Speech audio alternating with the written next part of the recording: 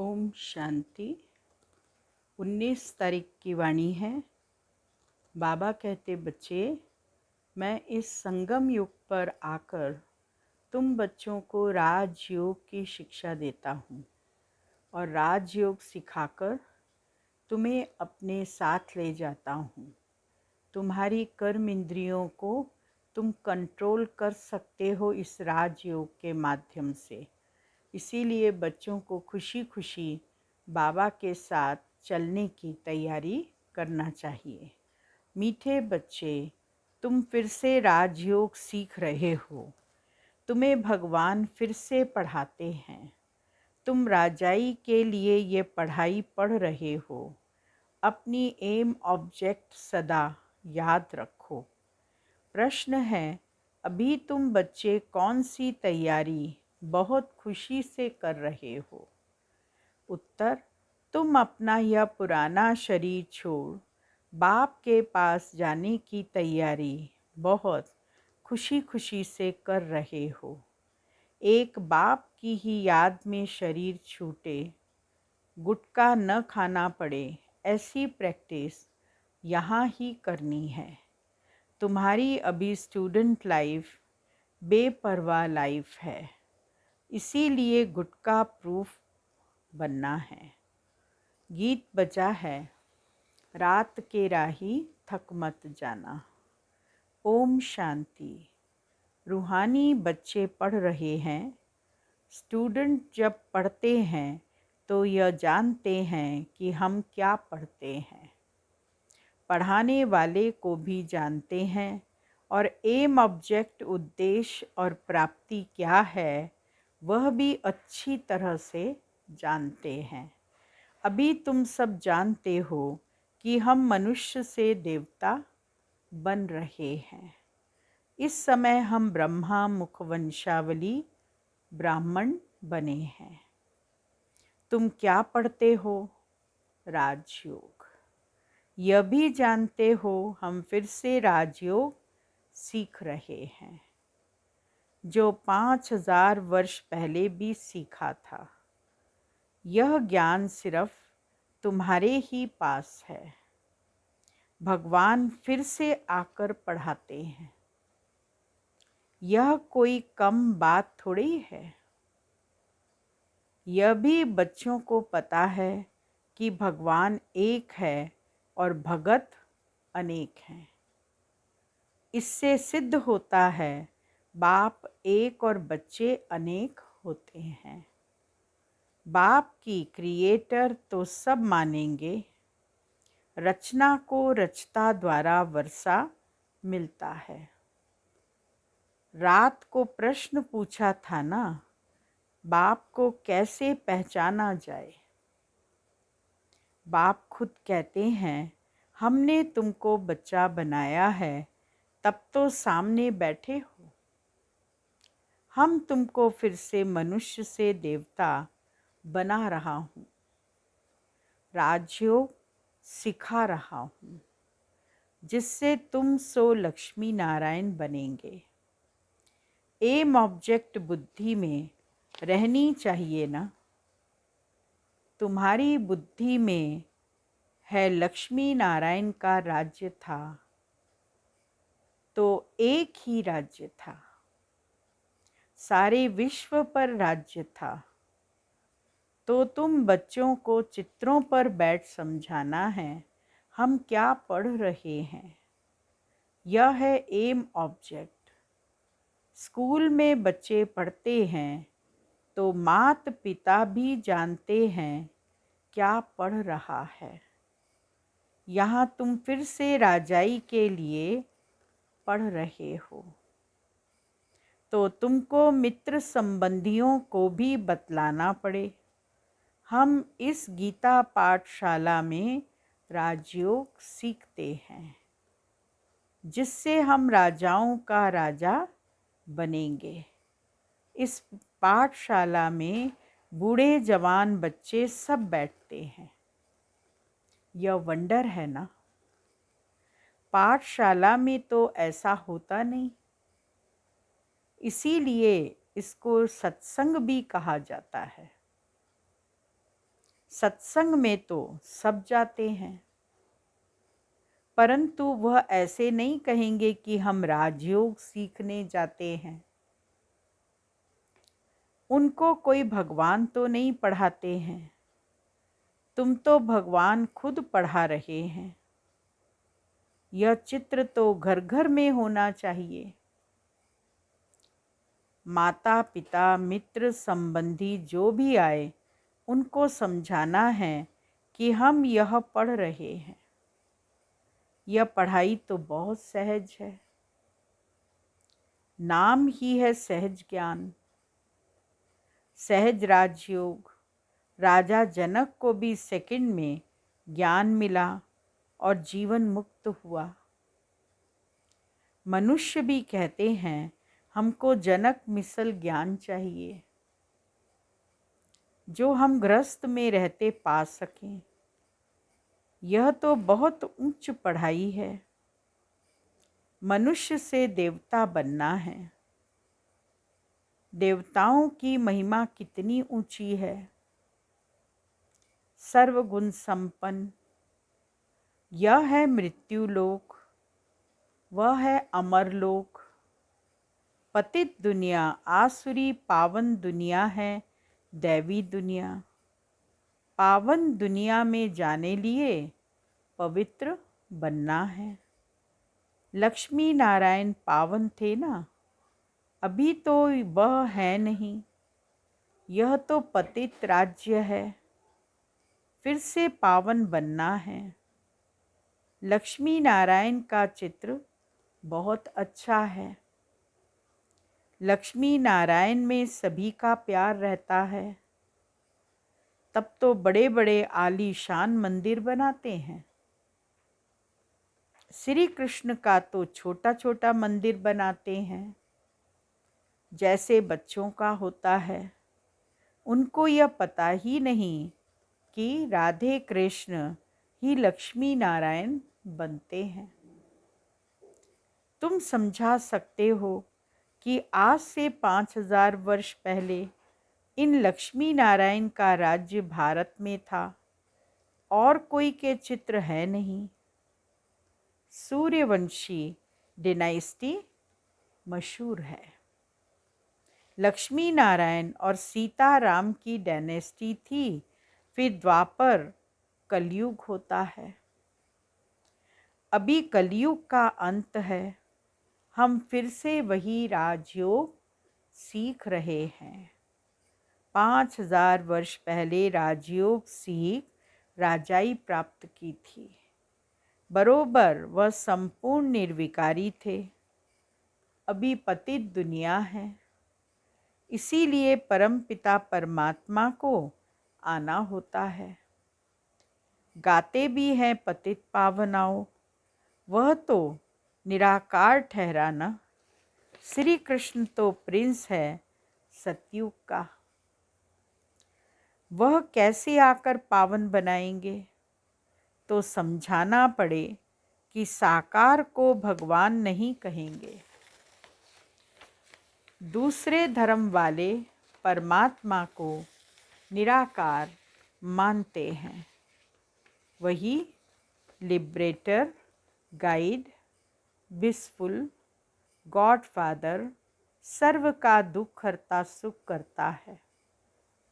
बाप जब दुख हरते हैं तो सुख भी देते होंगे ना। तुम मित्र संबंधियों आदि को समझा सकते हो। वहाँ तो वेद शास्त्र अनेक मनुष्य सुनाते हैं। यहाँ तो सब सुनते ही एक से हैं। बाप कहते हैं तुम मेरे से ही सुनो। भगवानो वाचे जरूर किस तन में आएगा ना। गाया हुआ है ब्रह्मा द्वारा ब्राह्मण रचे। हम ब्रह्मा कुमार कुमारियां हैं। 5000 वर्ष पहले भी संगम पर ब्रह्मा मुख कमल से ब्राह्मण रचे गए। जो ब्राह्मण फिर देवता बने थे। अभी हम शूद्र से ब्राह्मण बन फिर देवता बनेंगे। हम फिर से राजयोग सीख रहे हैं। कल्प पहले भी सीखे थे। समझेंगे यह तो बड़े निश्चय से बोलते हैं। भगवानोवाच है, मैं तुमको फिर से राजाओं का राजा बनाता हूँ। अक्षर तो बरोबर गीता में है। राजयोग से हमने राजाई पाई। फिर द्वापर में रावण राज्य शुरू हुआ। अभी रावण राज्य पूरा होता है। हम फिर से राजयोग सीख रहे हैं। और पाठशालाओं में ऐसे नहीं कहते हैं कि हम फिर से पढ़ रहे हैं। यह तो बच्चों की ही बुद्धि में है। कहते हैं कि मैं फिर से राजयोग सिखाने आया हूँ। उस समय महाभारत लड़ाई लगी थी। पांडव गीता सुनते थे। तुम हो रूहानी पंडे। हे रूहानी बच्चे अथवा रूहानी पंडे, थक मत जाना। बाबा कहते हैं ना, गीता जरूर भगवान ही सुनाएंगे ना। है भी भगवानोवाच है। तुम जानते हो हम स्वर्ग के सुख पाने के लिए राजयोग सीख रहे हैं। भगवान है ही निराकार। शिव जयंती मनाते हैं तो ज़रूर जन्म लेकर कुछ किया होगा ना। वर्षा दिया होगा। बरोबर सतयुग में सूर्यवंशी देवता थे। डिनाइस्टी में तो बहुत होते हैं ना, जैसे Edward the first, second, third. उन्हों की भी डिनाइस्टी चलती है। यह भी ऐसे है। तुम बच्चे चित्रों पर अच्छी रीति समझा सकते हो। यह कहते हैं मैं थोड़े ही भगवान हूँ, बनाने वाला तो दूसरा होगा ना। मैं कहाँ से सीखा। अगर हमारा मनुष्य गुरु होता तो गुरु से लाखों करोड़ों सीखने वाले चाहिए। सिर्फ यही सीखा क्या? और सब चेले कहाँ गए? यहाँ तो है ही भगवानोवाच है। गुरु ने एक ही ब्रह्मा को सिखाया, बाकी और चेलों को नहीं सिखाया इतना सब कि वो इतने ऊंचे ब्रह्मा के रूप में आ जाएं। तो गुरु के तो बहुत चेले होते हैं और चेले भी उसमें बहुत एक से एक बढ़ के होते हैं।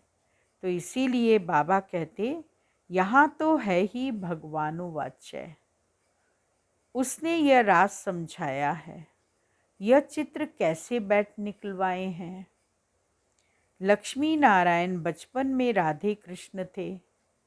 गीता का भगवान कहते हैं मैं कल्प कल्प कल्प के संगम युग पर आता हूँ। प्रलय की तो बात ही नहीं। तुम भी कहते हो हम फिर से देवता बन रहे हैं। शिव जयंती भी गाई जाती है। लाखों वर्ष तो नहीं हुए। बाप बैठ समझाते हैं इन शास्त्रों आदि में कोई सार नहीं।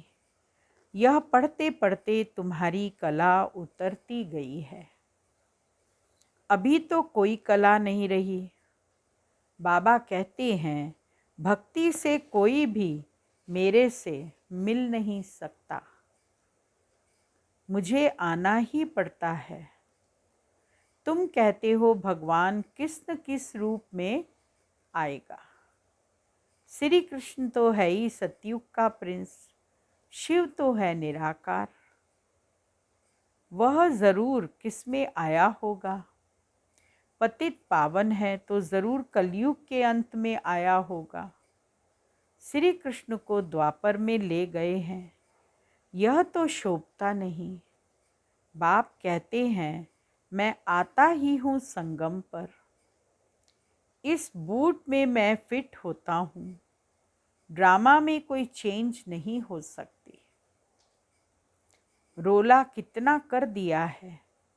इसीलिए प्रश्न पूछा जाता है गीता का भगवान कौन?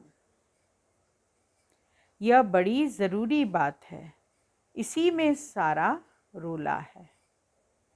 नर्क को पलटने और स्वर्ग बनाने वाला कौन? बाप ही कर सकते हैं। लक्ष्मी नारायण कितने एक्टिव थे। बाप कहते हैं सिर्फ मुझे याद करो तो इस योग अग्नि से विकर्म विनाश हो जाएंगे। सब तो नहीं समझेंगे। कोई को अच्छा लगता है परंतु पवित्र रहने की हिम्मत नहीं रखते हैं। अभी देवी देवता धर्म का सैपलिंग लग रहा है। जो कल्प पहले ब्राह्मण बने होंगे वही बनेंगे। यह कलम बाप के सिवाय कोई लगा नहीं सकता। देवता धर्म वालों को शूद्र से ब्रह्मा मुख वंशावली ब्राह्मण ज़रूर बनना पड़ेगा, नहीं तो देवता कैसे बनेंगे। विराट रूप पर समझाना होता है। चोटी के ऊपर शिव भी दिखाते हैं। उन्होंने शिव को और ब्राह्मण वर्ण को उड़ा दिया है। बाकी देवता, क्षत्रिय, वैश्य, शूद्र दिखा दिए हैं।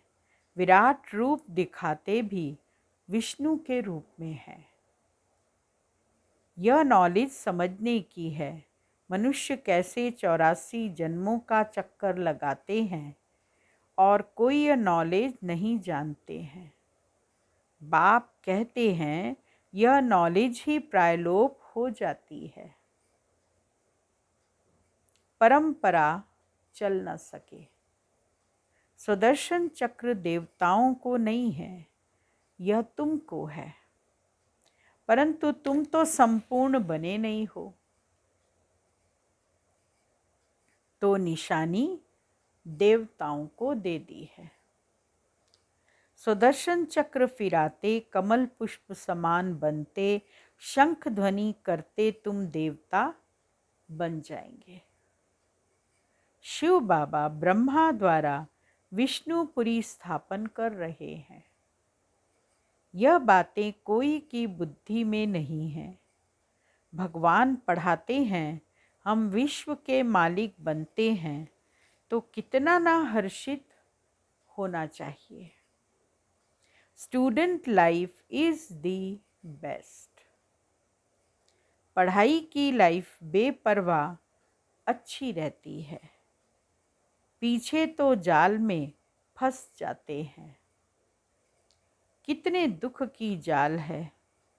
सतयुग में कोई बात नहीं, खुशी खुशी से शरीर छोड़ते हैं। घुट घुट कर मरना रावण राज्य में होता है। तुम खुशी से तैयारी कर रहे हो कि हम कब बाबा के पास जाएं।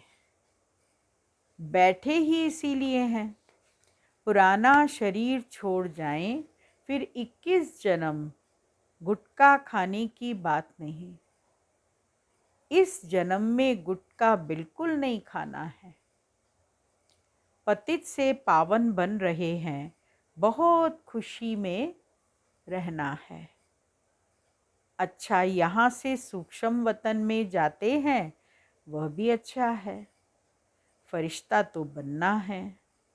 आधा कल्प तो गुटखा खाते आए हैं, अब बाबा के पास जाएं। खुशी से तैयारी कर रहे हैं। गुटखा प्रूफ यहाँ बनना है। ऐसे सन्यासी भी बहुत होते हैं जो बैठे बैठे शरीर छोड़ देते हैं। सन्नाटा हो जाता है। समझते हैं हम ब्रह्म में लीन हो जाएंगे। जाते तो कोई नहीं जब तक बाप न आए। शिव बाबा का भंडारा भरपूर है और कहते हैं ना, जिस भंडारे से खाया वह भंडारा भरपूर काल कंटक दूर। यहाँ तो अकाली मृत्यु होती रहती है।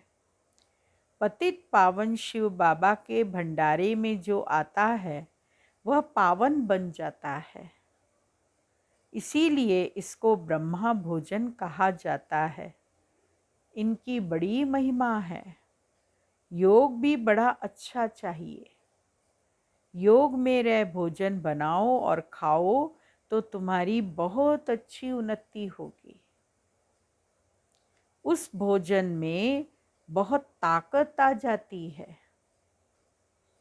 योग में रह तुम भोजन खाओ तो बहुत ताकत मिलेगी और तंदुरुस्त भी रहेंगे। बाबा खुद भी कहते हैं कि हम बाबा की याद में बैठे जैसे कि हम और बाबा खाते हैं, परंतु फिर भी भूल जाता हूँ। बाबा को भोजन कराता हूँ साथ में बिठा के, लेकिन बीच बीच में भूल जाता हूँ। एक बाप की याद में ही शरीर छूटे, कोई गुटका नहीं आए, ऐसी प्रैक्टिस करनी चाहिए। बाबा की याद में रहने से एक तो शांति रहेगी और हेल्दी बनेंगे, भोजन पवित्र हो जाएगा। अंत का गायन है, अति इंद्रिय सुख गोप गोपियों से पूछो। झाड़ में समझानी बहुत अच्छी है। त्रिमूर्ति और गोला भी जरूरी है। त्रिमूर्ति भी चाहिए और गोला भी चाहिए। और कल्प वृक्ष में तो बहुत अच्छी समझानी है, बहुत बारीकी से समझाया गया है। दिन प्रतिदिन तुम्हारा नाम बहुत बाला होता जाएगा। अच्छा, मीठे मीठे सिकिलदे बच्चों प्रति मात पिता बाप दादा का याद प्यार और गुड मॉर्निंग। रूहानी बाप की रूहानी बच्चों को नमस्ते। रूहानी बच्चों की रूहानी बाबा को याद प्यार, गुड मॉर्निंग, नमस्ते। मुख्य सार है, पहला पॉइंट, सदा तंदुरुस्त रहने के लिए याद में रहकर भोजन बनाना व खाना है। भोजन करते समय स्मृति रहे हम बाबा के साथ खा रहे हैं, तो भोजन में ताकत भर जाएगी। दूसरा पॉइंट, देवता बनने के लिए शंख ध्वनि करनी है। सुदर्शन चक्र फिराते रहना है। कमल फूल समान पवित्र जीवन बनाना है। वरदान है, ब्राह्मण जन्म की विशेषता को नेचुरल नेचर बनाने वाले सहज पुरुषार्थी भव। जैसे किसी का जन्म राज परिवार में हो तो बार बार स्मृति में लाते हैं कि मैं राजकुमार या राजकुमारी हूँ, चाहे कर्म रुचि के कारण साधारण भी हों, लेकिन अपने जन्म की विशेषता को नहीं भूलते। ऐसे ब्राह्मण जन्म ही विशेष जन्म है, तो जन्म भी श्रेष्ठ, धर्म भी श्रेष्ठ और कर्म भी श्रेष्ठ है। इसी श्रेष्ठता अर्थात विशेषता की जीवन स्मृति में नेचुरल रहे तो सहज पुरुषार्थी बन जाएंगे। विशेष जीवन वाली आत्माएं कभी साधारण कर्म नहीं कर सकती। स्लोगन, डबल लाइट रहना है तो विघ्न विनाशक बनो। ओम शांति। आज का पॉइंट है,